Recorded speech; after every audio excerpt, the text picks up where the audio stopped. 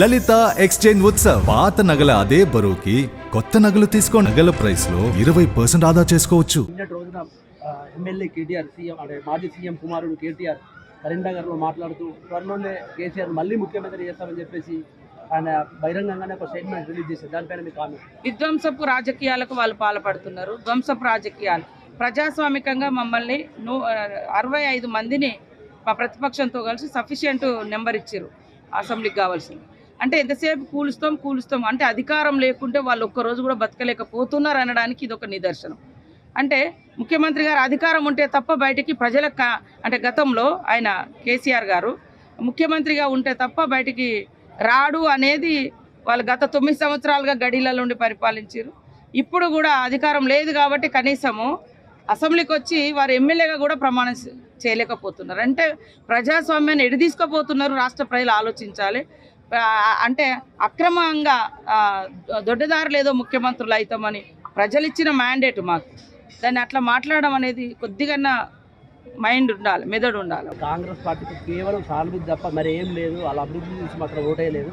కొద్ది ఓట్ల శాతం తేడా ఉందని చెప్పేసి ఆయన పదే ఇక్కడికి వెళ్ళి అదే మాటలు చెప్తా ఉంటారు. అదే అంటారా, వాళ్ళు 63 తోటే గెలిచారు కదా. ఫస్ట్లో 63 సీట్లే. వాళ్ళకంటే 1 సీటుతో మేము 2 సీట్లతో మేము అదనంగా ఉన్నాం. మరి అదే అంటున్నా, ఇంత నీచపు కుళ్ళు రాజకీయాలు ఎందుకు? ప్రజలు ఇష్టంతో గెలిపిస్తారు కాబట్టి వాళ్ళు చేసే అటువంటి దుర్మార్గపు ప్రయత్నాలను తిప్పికొట్టే ప్రజలు మా పక్షాన 60 నెంబర్ మాది 65 సఫిషియెంట్ నెంబర్ ఇచ్చారు. ఇంకా దాంట్లో ఏముంటుంది? మీలాంటి వాళ్ళు అర్థం చేసుకోవాలి. ఎందుకు ఈ కుహాలము, ఈ కుతూహలము, ఈ దుర్బుద్ధి ఎందుకు పుడుతుంది మీకు? ఈ దేవుళ్ళే వాళ్ళకు పనిష్మెంట్ ఇచ్చారు, ఇంకా ఇస్తారు కూడా. ఇంకోటి, సోషల్ మీడియానే మాకు కీలకంగా పనిచేయాలి. సోషల్ మీడియా ద్వారా కాంగ్రెస్ ప్రభుత్వం బదనం చేయాలని చెప్పేసి ఆయన ఇండైరెక్ట్లో డైరెక్ట్లో ఆయన అఫీషియల్గానే స్టేట్మెంట్ ఇస్తారు. సోషల్ మీడియానే వాడుకుందాం ఎక్కువ శాతం అని చెప్పేసి. అంటే సోషల్ మీడియాలో కూడా ఎవరో ఒకరిద్దరు తప్పుడు కూతలు కూస్తే ప్రజలు అర్థం చేసుకుంటారు. కానీ చేసిన పనిని సోషల్ మీడియాలో పెట్టుకుంటే అది ఫ్యాక్ట్ కనబడుతుంది. నేను లేని మాట అన్నాను అనుకో, నేను అన్నది తప్ప రైట్ అని ప్రజలు ఆలోచిస్తారు. కొద్దిసేపు కన్ఫ్యూజన్ ఉంటారు కావచ్చు, కన్ఫ్యూజ్ చేస్తారు కావచ్చు. యాక్ట్ జనరల్గా జరిగిన యాక్ట్ను పనిని ప్రజల ముందు పెడితే ప్రజలు అర్థం చేసుకుంటారు. లేనిది కల్పించి చెప్తే వాళ్ళు ఎట్లయితే పని చేయారో అట్లాంటి పరిస్థితి అవుతుంది. వాళ్ళు అట్లాంటి ప్రయత్నమే చేసారు గతంలో. ఇప్పుడు కూడా వాళ్ళు ఏదో చేయాలనుకుంటారు. ఎందుకంత 5 సంవత్సరాలకు అవకాశం ఇచ్చారు. మీరేం కష్టపడ్డరని, మరి ఏం చేశారని బిల్లులు. ఇప్పుడు బిల్లుల గురించి అడిగిన 1000 బిల్లులు పెండింగ్లో పెట్టారు. ఎవరికి జీతాలు కూడా ఇవ్వలేదు, బిల్లులు ఇవ్వలేదు. వాళ్ళకి నచ్చిన పని చేసుకున్నారు. ప్రజలకు నచ్చిన పని చేయలేదు కాబట్టి ప్రజలు వాళ్ళని ఇంటికి పంపారు. మేము మంచిగా చేయనప్పుడు మమ్మల్ని పంపుతారు. మీరెందుకు దొడ్డదారిన రావాలి, దొంగ వ్యవహారాలు ఎందుకు అని అంటున్నారు. ఫైనల్గా కేటీఆర్కు మీరు ఏం చెప్పదలుచుకున్నారు? బుద్ధిగా పనిచేయి. ప్రతిపక్షంగా నీకు ప్రతిపక్ష హోదా ఇచ్చారు. ప్రతిపక్షంగా పనిచేయి, నిర్మాణాత్మక ప్రతిపక్షంగా ఉండండి. ప్రజలు మీ ప్రతిపక్ష పాత్రను హర్షించినప్పుడు మీకు ఎప్పుడైనా అవకాశం వచ్చినప్పుడు స్ట్రేట్ ఫార్వర్డ్గా ప్రజాస్వామికయుతంగా రావాలి తప్ప దొడ్డదారిన ప్రభుత్వాలను కూల్చే కుట్రలు మానుకోండి అని చెప్తాను. తప్పకుండా చేస్తాము, ఒక్కొక్కటి చేస్తున్నాము. మేము ప్రభుత్వం వచ్చిన కాంచి ప్రజా సంక్షేమం కోసమే పాటుపడుతున్నాము. ఎక్కడ కూడా మా సొంత కట్టడాల కోసమో, సొంత వెహికల్ల కోసమో, సొంత వాటి కోసం రూపాయి కూడా మా సొంత అవసరాల కోసం ఇష్టానుసారంగా ఖర్చు పెట్టలే. వారు లక్షల కోట్ల అప్పులు తెచ్చి తమకు ఇష్టమున్న కట్టడాలు, ఇష్టమున్న జీవితాన్ని గత ప్రభుత్వం అనుభవించింది. మా సీఎం గారు కూడా అట్లాంటిది లేదు. మేమెవరం కూడా అట్లా చేయడం లేదు. ఉన్నదంతా కూడా ప్రజలకు ఇవ్వడానికే, ప్రజలకు దగ్గరికి రావడానికి. ఒక్క బస్సు, ఉచిత బస్సు పెడితే ఎంత కడుపు మండుతుందో వాళ్ళకి తెలుసు. ఆటో వాళ్ళని రెచ్చగొట్టుడు, ఆటో వాళ్ళకు కూడా చెప్పిన వాళ్ళనే. ఇప్పుడు ఈ గల్లీలలో ఆటోలు తిరగడానికి బస్సు అయితే అడ్డం కాదు కదా. ఇప్పుడు ఇక్కడ నుంచి ఒక హైదరాబాద్ పోవాలి, కరీంనగర్ పోవాలి, వరంగల్ పోవాలంటే ఒక ఉచిత బస్సు అనేది ప్రతి ఇంట్లో ఒక మహిళ ఉంటుంది, పిల్లలు ఉంటారు, ఎక్కడెక్కడ. దాన్నే ఓర్వలేకపోతున్నారు. మా ప్రభుత్వము తీసుకున్నటువంటి గుడ్ స్టెప్స్, మంచి నిర్ణయాలు ఏవైతున్నాయో వాటిని సహించలేక రకరకాలుగా మాట్లాడుతున్నారు. కాబట్టి రేపటి ఎంపీ ఎన్నికలలో కూడా వాళ్ళు అక్కడ వచ్చే అవకాశం లేదు. ఎట్లా గవర్నమెంట్ ఇక్కడ కూడా లేదు. కాబట్టి ఏదేదో రకరకాల మాటలు మాట్లాడుతున్నారు. ఒకటిగా ఫైనల్గా 10 ఏళ్ళు బీఆర్ఎస్ పార్టీ అధికారంలో ఉంది. రాజన్న ఆలయం ఇంకో వివక్షకు గురైంది. బీజేపీ అధికారంలో ఉంది, ₹1 కూడా దీనికి కేటాయించలేదు. అంటే నువ్వు చేయ అభివృద్ధి, నువ్వు చేయ అని చెప్పి ఇద్దరి మధ్య రాజన్న ఆలయం మాత్రం వివక్షకు గురైంది, డెవలప్ కాలేదు. ఇప్పుడు మీ ప్రభుత్వం వచ్చింది, మీరు ఎట్లా చేయబోతుంది? తప్పకుండా మా సీనియర్ ఇంతకుముందే నాతో మాట్లాడిండు. సీఎం గారి దృష్టి తీసుకుపోయి సీఎం గారు చైర్మన్గా గతంలో పెట్టారు కానీ ఏం చేయలేదు. మరి కేసీఆర్ గారు ఈ సొంత జిల్లా అని చెప్పుకుంటారు, ఇక్కడే మా పుట్టుకలు అని చెప్పుకుంటారు, అన్నీ చెప్పుకున్నారు.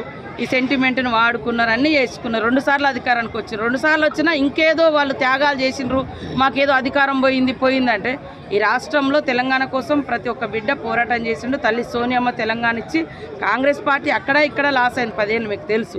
అయినా కూడా ప్రజల యొక్క ఆకాంక్ష నెరవేర్చాలని నెరవేర్చింది. 10 ఏళ్ళు అధికారంలో ఉన్నారు.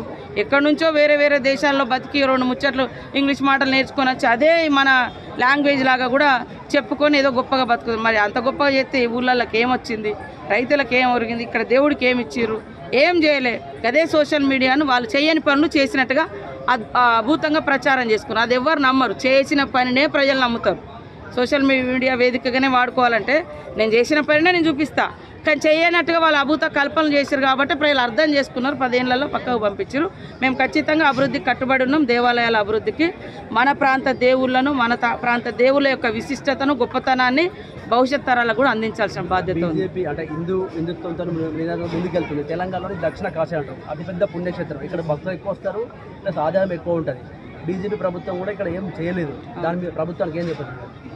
ఖచ్చితంగా అదే అంటున్నా, ఒక్కొక్క ప్రాంతంలో ఒక్కొక్క దేవుడు యొక్క గొప్పతనం ఇవన్నీ స్మార్ట్ చేసి ఒక్క దేవుడు కానే ఒక ప్రాంతం కానే అని వాళ్ళు ఒక దిక్కుపోతున్నారు. మేము ఎక్కడైతే ఆ ప్రాంత ప్రజల యొక్క విశ్వాసం నమ్మకం ఉంటుందో ఆ యొక్క గొప్పతనాన్ని కాపాడుకుంటూ భవిష్యత్ తరాలకు అందియాలి. ఏ ప్రాంతంలో ఇప్పుడు నాకు ఇష్టదైవం సమ్మక్క సారలమ్మ, తర్వాత మా తల్లిదండ్రులు ఇక్కడికి వచ్చిన తర్వాత అడిగి పోతూ ఉంటాం, అంటే ఈ 2 దేవుళ్ళతో ఉంటుంది. ఇంకా మరి ఇంకొక అడిగి పోయి ఇప్పుడు మనకు కూడా మొదటి నుంచి కూడా రాముడు, సీత, లక్ష్మణుడు మనము భద్రాచలంలో కొలుదీరు. అసలు తలంబ్రాలు అనేది వాళ్ళ కళ్యాణం రోజు మనం చేస్తాం. ఎటు పోతున్నారు అనేది మీరు అర్థం చేసుకోండి. నేను దాని గురించి మాట్లాడలేను. దయచేసి మాట్లాడకండి సార్ అట్లా. ఇది ప్రజాస్వామ్యం. ఇప్పుడు ఆ కాంగ్రెస్ పార్టీ తెలంగాణ రాష్ట్రాన్ని పరిపాలిస్తుంది. గౌరవనీయులు ముఖ్యమంత్రి రేవంత్ రెడ్డి గారు, మా మంత్రివర్గం అందరూ బ్రహ్మాండంగా చేస్తున్నారు. జరుగుతున్న పనులు 45-46 రోజుల్లోనే ఇది కుంపలారిపోయినట్టు రోజు ప్రెస్ మీట్, గూగుల్ పే చేయటం, ప్రెస్ మీట్ పెట్టడం, గూగుల్ పే చేయటం, ప్రెస్ మీట్ పెట్టడం. ఇది కాదు సార్. ఎట్లా ప్రజలకు ఏం చేయాలి, మీరు చేసిన తప్పులేంది, మీరు ఎందుకు ఓడిపోయారు, కొద్ది పర్సెంట్తోనే ఓడిపోయి ఉన్నారు. మీరు గెలిచిన చాలా పెద్ద పర్సెంట్తో గెలిచారా సార్ ఇంతకు ముందు? మీరు ఎప్పుడన్నా ఫస్ట్ టైం మీకు 62 సీట్లు వచ్చినాయి సార్.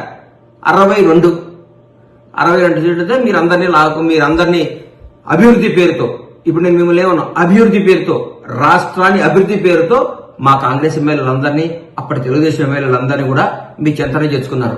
మేమందరూ ప్రతిపక్షాలందరూ అడిగితే ఇది అభివృద్ధి పేరుతో రావాలి, దీన్ని అందరూ ఆమోదించాలి, దీన్ని సమ్మతించాలి అని మీరు మాట్లాడారు. తర్వాత ఉత్తమ్ కుమార్ రెడ్డి గారి నాయకత్వంలో మేము ఎలక్షన్ చేయడం జరిగింది. మాకు అప్పుడు మేము ఓటమి చెందాం. మా ఎమ్మెల్యేలందరినీ కూడా అదే రిపీట్ చేశారు, అభివృద్ధి పేరుతో అభివృద్ధి చేస్తున్నాం, మీ ఎమ్మెల్యేలను తీసుకొస్తున్నాం అని మమ్మల్ని ప్రతిపక్ష హోదా లేకుండా కూడా చేశారు. అది మీరు గుర్తుపెట్టుకోవాలి సార్. మీకు ఒక న్యాయం, మీరు చేస్తే సంసారం, మేము చేస్తే తప్ప. మీకు ఒక న్యాయం, మాకు ఒక న్యాయమా? మేము ఇప్పుడైతే తెలంగాణ రాష్ట్ర ముఖ్యమంత్రి పోస్ట్ ఖాళీగా లేదు. 5 ఏళ్ల తర్వాత ఎలక్షన్లు వస్తాయి. ఇంకో 10 ఏళ్ల వరకు కాంగ్రెస్ ప్రభుత్వం ఉంటుంది. మాకు ఇందులో ఏమాత్రం డౌట్ లేదు. మీకేమన్నా అంతగా ముఖ్యమంత్రి కావాలి, అర్జెంట్ గా పదవులు చేపట్టాలి, రాష్ట్రాన్ని అది చేయాలి ఇది చేయాలనుకుని ఉంటే మీరు వేరే రాష్ట్రాలకు వెళ్ళి, కొత్తగా బీఆర్ఎస్ పార్టీ కదా, భారతీయ రాష్ట్ర సమితి కాబట్టి మీరు ఎక్కడైనా ఇంప్రూవ్ చేసుకోండి, డెవలప్ చేసుకోండి, పని చేయండి. కానీ ఇక్కడ మాకు చాలా పనులు ఉన్నాయి.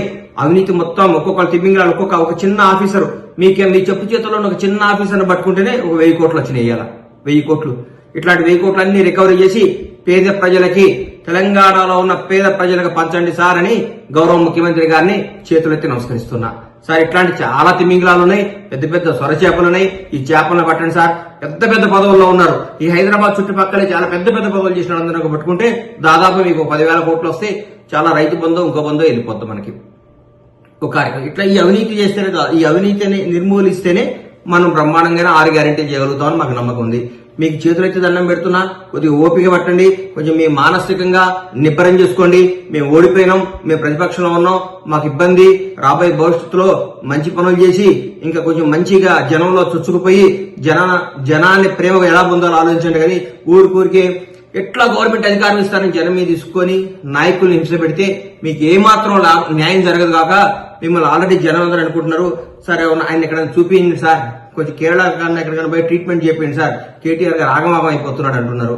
దయచేసి మీరు మాకు పెద్ద రాష్ట్ర చాలా పెద్ద ఉన్నతమైన స్థాయిలో ఉండి వచ్చిన కేసీఆర్ గారి అబ్బాయిగా మిమ్మల్ని గౌరవిస్తున్నాం. రాష్ట్ర నాయకులు కేసీఆర్ గారి అబ్బాయిగా మీకు గౌరవిస్తున్నాం, అభిమానిస్తున్నాం. అందుకంటే మిమ్మల్ని మేము ఏ విధంగా మేము చూడం.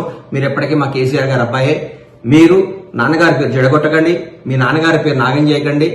ఆయన తెలంగాణ రావడంలో కూడా కీలక పోషించారని మేము నమ్ముతున్నాం. కాబట్టి మీరు దయచేసి కేసీఆర్ గారి పేరు చెడగొట్టొద్దని, బీఆర్ఎస్ పార్టీని అప్రతిష్ట పాలు చేయకుండా ప్రజా సమస్యలపై పోరాడండి, టైం ఇవ్వండి, అన్నీ జరుగుతాయి.